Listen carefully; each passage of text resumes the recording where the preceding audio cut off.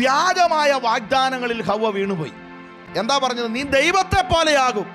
നമുക്കതാണ് ഈ പ്രശ്നം. നമ്മളായിട്ട് ജീവിക്കാൻ താല്പര്യപ്പെടുന്നില്ല.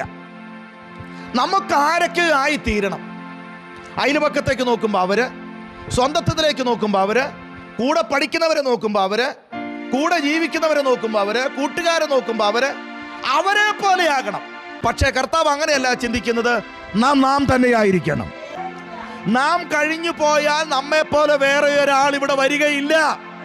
നമ്മെ ദൈവം വ്യത്യസ്തരായിട്ടാണ് സൃഷ്ടിച്ചിട്ടുള്ളത്. എന്നാൽ ഞാൻ വെച്ചിട്ടുള്ളതായ ചില കാര്യങ്ങളെ മാതൃകയാക്കാൻ പറ്റും.